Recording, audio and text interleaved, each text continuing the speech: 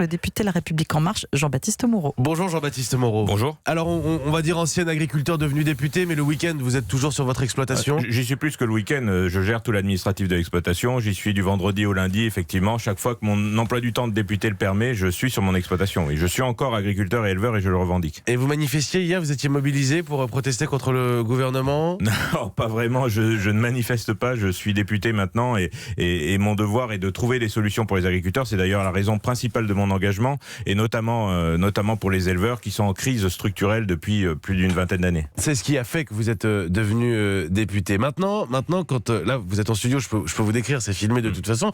Vous avez une veste, vous êtes en costume, vous êtes un député de la République. Oui, j'ai pas la cote et les bottes, oui, quand je suis à Paris, oui, c'est vrai. Que vous disent vos anciens confrères quand vous les croisez, enfin vos actuels confrères, c'est difficile.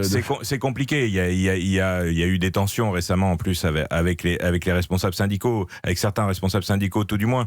Aujourd'hui, cette profession est en crise. Elle souffre de différents maux. D'une part, elle vit pas de son métier. Enfin, ça c'est clair. Hein, il y a une rémunération qui n'est pas suffisante. J'étais rapporteur de la loi Egalim pour essayer de prendre enfin en compte ces coûts de production pour que les agriculteurs vivent enfin dignement de leur métier. Et puis cet agribashing incessant. C'est quoi l'agribashing? Oui, alors j'aime pas tellement le terme, mais je l'utilise quand même parce que tout le monde l'utilise. Je posais la question ce matin parce que c'est nouveau comme mot.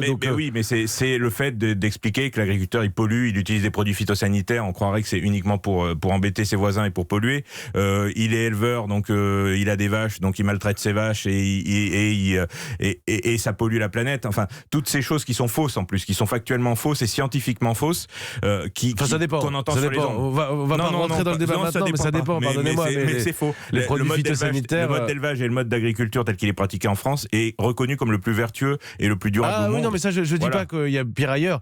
C'est pas forcément le débat, mais c'est pas que c'est pire ailleurs. C'est ça l'agribashing, quoi. C'est quand on a. Moi, je voudrais vous poser une question parce que vous êtes député maintenant, député de la République, député de la République En Marche, mais député, vous représentez les Français de votre circonscription. Oui. Pas que les agriculteurs. Pas que les agriculteurs. Oui. Vous arrivez à faire la part des choses, à enlever votre casquette d'agriculteur quand un riverain peut-être vient vous voir et vous dit j'ai pas envie de pesticides à côté de chez moi? Oui, mais j'explique. Enfin, oui, bien sûr que je suis député de la nation. D'abord, d'ailleurs, je vote les lois en fonction de l'intérêt général et pas des intérêts particuliers. Mais quand même, mon rôle est important parce qu'il permet justement d'expliquer et de créer le lien. Et c'est ce lien-là qui manque aujourd'hui. On a des agriculteurs qui ont du mal à communiquer avec des gens qui ne connaissent plus rien à leur métier. Même les gens qui habitent à la campagne aujourd'hui ne connaissent plus rien du métier d'agriculteur. Il y a 20, 30 ans, 40 ans, tout le monde avait un père, un oncle, un grand-père agriculteur. Aujourd'hui, c'est plus le cas. Et on a une vraie césure au niveau de la société. Et c'est de ça dont souffrent aussi les agriculteurs. C'est le fait qu'il y a une méconnaissance totale de leur métier et tout un mythe qui s'est construit autour de ce métier. C'est un métier... Il faut qu'on arrive à se parler, quoi. En gros, il faut qu'on arrive à se mettre autour de la table à se parler. C'est un métier où... Les agriculteurs, beaucoup font des efforts pour réduire l'utilisation de produits phytosanitaires. Mais bien sûr, les produits phytosanitaires, ça coûte cher. On les utilise que quand on en a besoin. On les utilise pas par plaisir. Et de toute façon, ce qu'il faut bien comprendre, c'est un métier de passion. Enfin, je veux dire, vous gagnez difficilement votre vie, vous êtes passionné et on vient vous attaquer sur cette passion. C'est psychologiquement excessivement compliqué pour un agriculteur. Et puis surtout, moi, je veux pas rentrer dans le débat sur les produits phytosanitaires ce matin parce qu'on n'a pas forcément le temps immédiatement. Mais les agriculteurs, ils ont une mission, celle de nourrir les Français et donc ils le vivent mal. Ils le vivent mal quand on leur dit qu'ils empoisonnent. Ça, on peut évidemment le comprendre, Jean-Baptiste Moreau. Cela dit, moi, une question à vous poser. Je vous ai demandé comment les agriculteurs voyaient le député que vous êtes quand vous revenez en circonscription. Les autres députés, comment est-ce qu'ils voient l'agriculteur à l'Assemblée? C'est une voix un peu différente. Parfois, je dérange. Parfois, ils comprennent pas du toujours. Mépris? Non, du mépris, non. Ça, je peux pas dire qu'il y ait de mépris parmi mes collègues, mais effectivement, c'est une voix différente. C'est quelque chose de.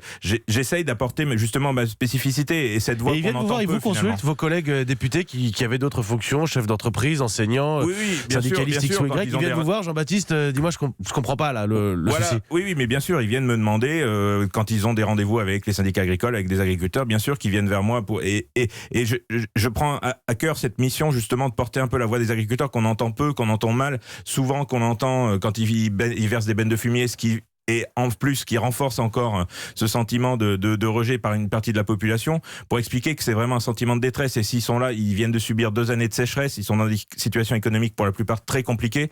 Donc voilà, c'est pour expliquer et renouer ce lien entre le citadin, l'urbain, le rural, mais pas seul, et les agriculteurs, parce que ce soit en ruralité ou dans la ville, aujourd'hui l'agriculture est complètement, il y a une césure quoi au niveau de la société. On ne connaît plus ce métier, on ne sait plus ce que font nos agriculteurs. Il faut absolument le promouvoir. Merci beaucoup Jean-Baptiste Moreau. Merci d'être venu dans le studio d'Europe 1 expliquer un peu justement ce parcours qui est le vôtre.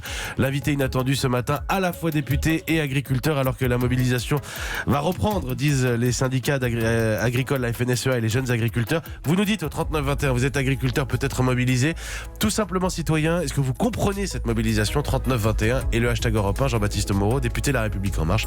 Merci beaucoup.